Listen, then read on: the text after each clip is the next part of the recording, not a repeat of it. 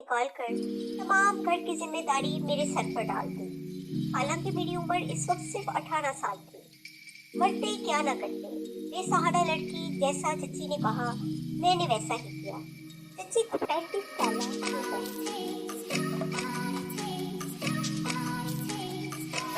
जिस लड़की से वो बचपन से नफरत करती आ रही थी, वही उनकी बहू बन गई। अपने शानदार बेटे के लिए चच्ची न जाने कितने सपने सजाए थे। वो अपने बेटे के लिए कोई डॉक्टर बहू लाना चाहती, किसी ऊंचे खानदान से, और मैं तो एक गरीब लड़की जिसके वालिदैन भी नहीं थे और जिसको दहेज के नाम पर कुछ मिलना भी नहीं था। एक वाहिद खूबी जो मेरे पास थी वो मेरा हुस्न था। वो इंतहाई हसीन थी, इतनी ज्यादा हसीन थी मैं कि जब आईने में अपने आप को देखती तो हैरान हो जाती। क्या वाकई ये मैं हूँ? ये मेरी सूरत, ये मेरा चेहरा, मेरी आंखें, ये मेरे होंठ है। मैं अपने चेहरे पर हाथ रखकर अपने हुस्न को देखती रहती, लेकिन मेरा हुस्न किचन और घर की नजर हो गया।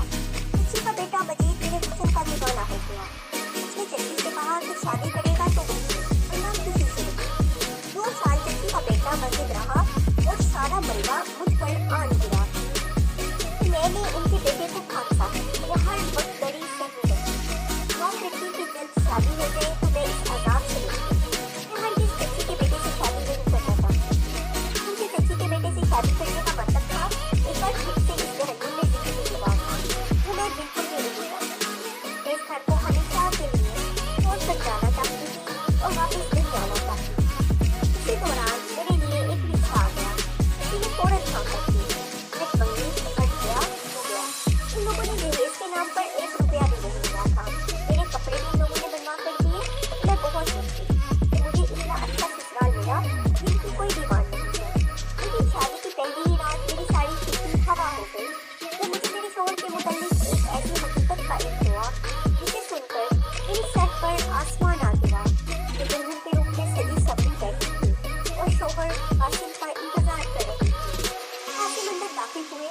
मेरा चेहरा झुका हुआ था। वो मेरे करीब आकर बैठ गए, लेकिन मुझे न जाने क्यों अनहोनी का एहसास हुआ। उन्होंने मुझसे सवाल किया।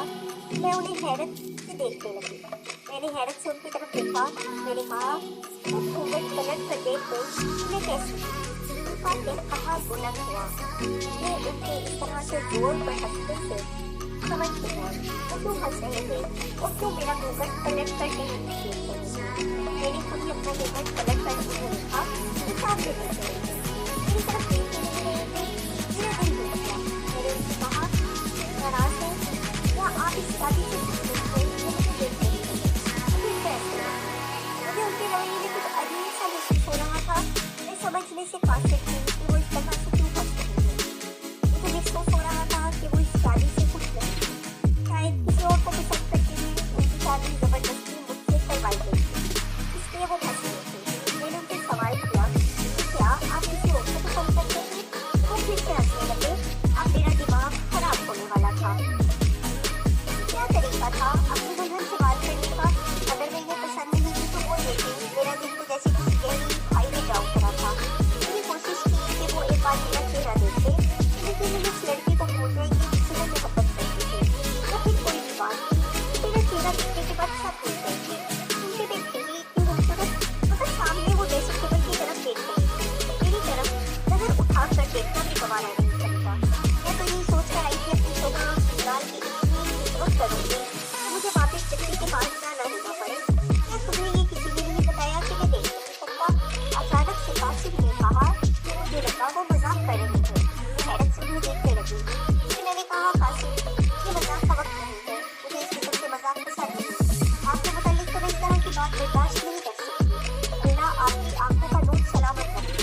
आपकी मोहब्बत तो मेरे लिए इबादत जैसी है। मैंने फर्माबरदार और बावफात बीवी की तरह उनसे कहा तो वो फिर से हंसने लगे।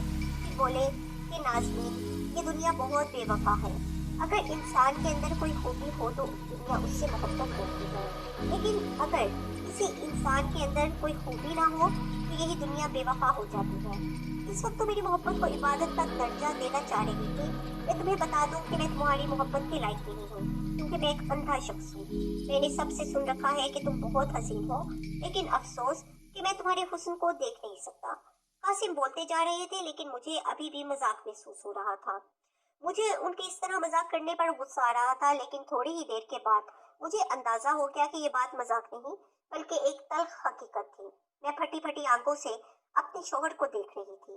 मेरे सपनों का महल एक पल में जमीन बोस हो गया था। मैं क्या सोच कर यहाँ आई थी, और यहाँ इस इंसान के आश्रय पर आई थी। वो इंसान तो देख ही नहीं सकता, और जो देख ही नहीं सकता वो मेरा सहारा कैसे बन सकता है। इसे तो खुद चलने के लिए मेरे सहारे की जरूरत थी। मेरे साथ धोखा हुआ था, और बहुत बड़ा धोखा हुआ था। ये धोखा मेरी चच्ची और मेरे ससुराल वालों ने किया था। मेरा गुस्से से बुरा हाल हो गया। मैं तब से उठ खड़ी हुई। आप लोगों को नहीं शर्म आई कि एक गरीब यतीम लड़की के साथ इतना बड़ा धोखा करती? मैंने गुस्से से कासिम को देखा। तुम्हारी चच्ची को पता था, मैं देख नहीं सकता। उन्होंने तुम्हें नहीं बताया, इसलिए हमारा कसूर नहीं है। तुम्हारे साथ धोखा मैंने नहीं, तुम्हारी चच्ची ने किया है। उन्होंने मुझसे कहा था कि उन्होंने तुम्हें बताया है कि मैं देख नहीं सकता, और तुम राजी थे। कासिम ने कहा तो मुझे गुस्सा आ गया। मैंने कहा मैं राजी हूँ, मैं राजी हो सकती हूँ एक ऐसे इंसान से शादी करने पर जो देख नहीं सकता। ना खुदाया, मैं कहाँ जाऊँ? मैं तो अपनी तमाम तस्वीरें गिरा कर यहाँ आई। अब मेरे पास वापस जाने का कोई रास्ता नहीं। मैंने यही सोचा था कि जहन्नुम में दोबारा नहीं जाऊंगी। अब मैं कहाँ जाऊँ? जोर जोर से कहते हुए रोने लगी। प्लीज चुपचाप अपने बिस्तर में चली जाओ। उन्होंने मजीद मुझसे कोई बात नहीं। जब मैं नींद की आगोश में चले गए, मैं हैरान परेशान चौंकी। रात में न जाने कौन से गए मेरी आँख लगी। मुझे मालूम नहीं हुआ मेरी आँख खुली तो कासिम सो रहे। मेरे जागने की आवाज़ पर वो भी जाग गए। उन्होंने सहारा तलाश किया, लेकिन मैं इतनी गुस्से में थी कि मैंने उन्हें सहारा देना भी नहीं किया। उससे पहले भी तो अपने काम किया करते थे, जो कमरा इनका था। अंदाजे के मुताबिक वो वापस करेंगे। थोड़ी देर बाद बाहर निकले। मैंने उनसे कोई बात नहीं की। उन्होंने मुझे पुकारा, नानी क्या तुम यहाँ हो? मैं कमरे में ही मौजूद थी, मगर मैंने उनकी बात का कोई जवाब नहीं दिया। मेरा दिल इतना खराब हो चुका था जिसकी कोई हद नहीं। मैं 30 साल की एक खूबसूरत लड़की थी, और इसका इंसिडेंट हुआ था। मेरी हालत का अंदाजा लगाना दूसरों के लिए मुश्किल था। जूता पाँव में कहाँ तकलीफ देता है, ये जूता पहनने वाला ही जानता है। और मुझे भी तकलीफ हो रही थी। मेरी तकलीफ से सिर्फ मैं ही वाकिफ थी। दिन यूं ही गुजरते रहे। मेरा ससुराल मुझे न लगता भी तो जिसके आस्ते पर मैं आई थी वो तो किसी काम का नहीं था। मेरी सास ने मुझसे कहा कि तुम्हारी चच्ची ने मुझे हर हकीकत से आगाह किया था। उन्होंने कहा कि तुम राजी हो इंसानी हमदर्दी के खातिर कासिम से शादी करना चाहती थी। मुझे वारिस चाहिए था, अब मुझे तुम वारिस दोगी। अपनी सास से बात करने के बाद मुझे एहसास हो गया कि मेरे ससुराल वालों का कोई कसूर नहीं है। उन्होंने मेरी चच्ची को अंधेरे में नहीं रखा, लेकिन चच्ची ने मुझे अंधेरे में रखा। तो क्या जरूरत थी आपको अपने अपने बेटे की शादी करने की? मैंने उसी से अपनी सास से कहा। उन्होंने कहा तो मुझे भी गुस्सा आ गया। मैंने कहा अंधे को अंधा न कहूँ तो और क्या कहूँ? मैं ऐसी पत्थर की और बेटिस लड़की था लेकिन हालात और वाक़यात सिर्फ पत्थर ही और बेटिस बना दिया। मेरी चच्ची के रवैये ने मुझे पत्थर कर दिया। अब शादी के बाद मिलने वाली इस बेटे ने मुझे बेटिस बना दिया। मुझे विश्वास और एहसास की कोई फिक्र नहीं। मेरी विश्वास पूरी तरीके से टूट गई, और मेरी समझ में नहीं आ रहा था कि मैं क्या करूं। फिर भी मैंने बहुत कोशिश की दिल लगाने की, लेकिन मेरा दिल नहीं लगता था। मैं चाहती थी मेरे हुस्न को सराहा जाए, मेरी तारीफ की जाए, ये मेरा हक है। अब मैं हर वक्त रोती रहती थी। कासिम बंद कमरे में मेरी चुटकियां सुनते मुझे चुप करवाने की कोशिश करती थी, लेकिन मुझे तो उनका वजूद ही अपने सामने बर्दाश्त नहीं हो रहा था। न जाने मुझे क्या हो गया था, मेरी शख्सियत बदल गई। इसी दौरान कासिम ने कहा वो शायद से कहीं दूर जा रहे हैं, वापसी पर मुझे देर हो जाएगी। ड्राइवर के साथ जाते और ड्राइवर के साथ आते हैं, मुझे लगे हमें अपने सुकून का काम किया। मैंने कहा वो मेरा भी जिंदगी पर ही मुझे बहुत अच्छा था। सारा काम नौकरानी करती यहाँ पर हर समय आधी रात को प्यास की शिकत से मेरी आंखों में मैं उठ के किचन में आई। पानी में लगी कि अचानक से पीछे से किसी ने मेरे मुंह पर हाथ रख दिया। काफी मैं ठीक है, बहुत खूबसूरत है। मैंने जब से तुम्हारे पीछे देखा है तब से तुम्हारा दीवाना हो गया हूँ। आज तुम्हारा शोहर घर पर नहीं है, हालांकि वो देख नहीं सकता, लेकिन फिर ऐसी रह होती मैं आना चाहता था ताकि तुमसे खुलकर बात कर सकूं और तुमसे अपनी मोहब्बत का इजहार कर सकूं। मैं तुम्हें बता दूं, मैं तुम्हारे पड़ोस में रहता हूँ। रोजाना अपने कमरे की खिड़की से तुम्हें बालकनी में खड़ा देखता हूँ। मुझे अफसोस है तुम जैसी हसीन की शादी एक ऐसे इंसान से हो गई जो तुम्हारा हुस्न देख ही नहीं सकता। मेरे कान के करीब सरगोशी के अंदाज में वो बोलता जा रहा था। मैंने आंखें घुमाकर देखा तो उसने नकाब पहना हुआ था और उसकी आंखें नुमाया थी। मैं किस्मत और हालात की मारी हुई लड़की थी। जब किसी और के मुंह से अपने लिए तारीफ सुनी तो मुझे बहुत अच्छा लगा। बजाय इसके कि मैं उसकी बातों पर गुस्सा करती, मुझे उसकी बातें अच्छी लगने लगी और ऐसी बातों ही को तो मैं सुनना चाहती थी। जब मैंने हुसन को सराहे, मैंने उसे इशारों में कहा मुझे बोलने दो। उसने मेरे मुंह से हाथ हटा दिया। मैंने पूछा तुम कौन हो? उसने बताया मैं तुमसे मोहब्बत करता हूँ और रोजाना तुम्हें देखता हूँ। मैंने उससे कहा यहाँ से चले जाओ, मेरा शोहर आ जाएगा। उसने कहा मुझे तुम्हारे शोहर की खबर है, वो कल सुबह ही आएगा। लेकिन फिर भी मुझे अपनी सास का खौफ था। इस रात तो मैंने उसे भगा दिया, लेकिन अब जब भी कासिम काम से कहीं जाते तो वो आ जाता। न जाने उसने कौन सा चौरस्ता बनाया हुआ था। पहले वो किचन में आता और अब मेरे कमरे की दीवार हिलाकर मेरे कमरे में आ जाता। हम दोनों बातें करते और वो मेरे किचन की तारीफ करता रहता। मैं सुनती रहती और मुझे बहुत अच्छा लगता, लेकिन वो हमेशा नाकाम नहीं होता। मैंने उसे कई बार कहा कि नकाब हटाकर मुझे कुछ नहीं कर दिखाओ, लेकिन उसने कहा कि वक्त आगे बढ़ दिखाऊंगा। क्योंकि बहुत हंसना उसकी आंखों से अंदाजा हो रहा था कि वो एक खूबसूरत नौजवान थे। आंखों से भी ज्यादा उसकी बातें यानी कि वो बातों का आगाज था। मुझे उससे मोहब्बत बड़ी बातें सुनने की आदत लगी। वो सारा दिन फोन करके मुझसे मोहब्बत बड़ी बातें करता।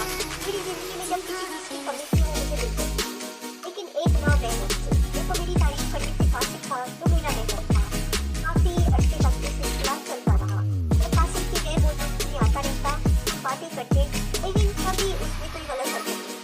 मेरी अकल किताब ने पढ़ना डाल दिया था। मुझे ये भी खौफ नहीं था कि कोई अजनबी शख्स मेरे कमरे तक आ जाता है और वो कुछ गलत भी कर सकता है। किसी अजनबी पर एतबार करना किसी कदर गलत था। मेरा शोहर तो सिर्फ आंखों से रहता था, मगर मेरा तो दिल से इतना हो चुका था। मेरी रूह सब कुछ खत्म हो गई। मैं क्या कर रही हूँ मुझे समझ नहीं आ रहा था कि मैं कितना गलत कर रही हूँ। मुझे एहसास नहीं था, लेकिन मैंने सब कुछ क्यों कर लिया। मैंने कभी खुद को संभाल नहीं किया। एक रात हम बातें कर रहे थे कि कासिम की कॉल आई कि वो पहुंचने वाला है। मैं हैरान हो गई कि वो अचानक से कैसे आ गया। मैंने उससे कहा कि वो कहीं चल गया, लेकिन कासिम की गाड़ी से आवाज सुनाई दी और वो जब तक सो चुका था। उसने कहा मुझे छुट्टी की क्या जरूरत है, तुम्हारा शोहर तो देख नहीं सकता। ये सोचकर मुझे भी हंसी आ गई। मैंने कहा वाकई जब वो देख नहीं सकता तो क्या जरूरत है। उसने कहा कि मैं जा रहा हूँ और वो चला गया। थोड़ी देर बाद कासिम अंदर आए। मैंने कोई बात नहीं, उन्होंने सलाम किया, मैंने जवाब दिया और सोने के लिए लेट गई। मैंने लाइट ऑफ की और मुतमईन होकर आंखें बंद करने की कोशिश करने लगी, लेकिन मैंने महसूस किया कि कासिम सोए नहीं थे, वो बैठे हुए थे। फिर अचानक से बोल पड़े, नाज़नीन तुम्हें मालूम है मेरे वालिद भी अंधे थे और मेरी माँ ये खत हंसी। खानदान वालों के दबाव में मेरी माँ ने मेरे वालिद से शादी तो कर ली, लेकिन उसके अंदर एक बेरानी भी हमेशा से और उन्हें एक गंदे इंसान के साथ पसंद करने बहुत मुश्किल रहा था। मैं पैदा हुआ तो वालिदा ने अपना दिल मुझसे लगा दिया, लेकिन फिर उनका दिल मुझसे जुड़ गया। उन्होंने अपना दिल कहीं और लगा लिया। अम्मा की गैर मौजूदगी में रोजाना एक गैर शख्स हमारे घर आता और मेरी माँ इससे बातें करती। तो मैं सुनता था, मगर कुछ सुनता नहीं था। ऐसे ही कासिम ने एक बात अदा की, मेरी जान से चल गई। तो मेरी भी कहानी मुझे सुनाई जा रही थी। यानी मेरे सास के साथ मुझे भी जुल्म हुआ था और मेरी सास ने वही जुल्म मेरे साथ निभाया। न जाने क्यों मुझे एहसास हुआ कि मेरी सास ने अपने दो रोने का बदला मुझसे लिया। कासिम ने फिर बोलना शुरू किया। मैं हमतन बोल रही, लेकिन मुझे किसी किस्म का खौफ नहीं था। मेरा बचपन खत्म हो गया, यहाँ तक कि मेरा लड़कपन और फिर जवानी आ गई। वो शख्स न जाने कहाँ गया था। फिर मैं और मेरी माँ थी, और मेरी माँ ने दूसरा बच्चा पैदा करने की जहमत उठाई। मेरे वालिद इस दुनिया से रुखसत हो गए। सारी जिंदगी मेरे वालिद को पता न चल सका कि उनकी गैर मौजूदगी में कोई किस खराबा है और उनकी बीवी से बातें करता है। फिर मेरी माँ इतनी ठीक बन गई कि उन्हें वालिद की मौजूदगी और गैर मौजूदगी से कोई फर्क नहीं पड़ता था। मेरे वालिद के सामने वो शख्स हमारे घर आता, मेरी माँ उसे दूसरे कमरे में ले जाती और उनकी बातों के बाद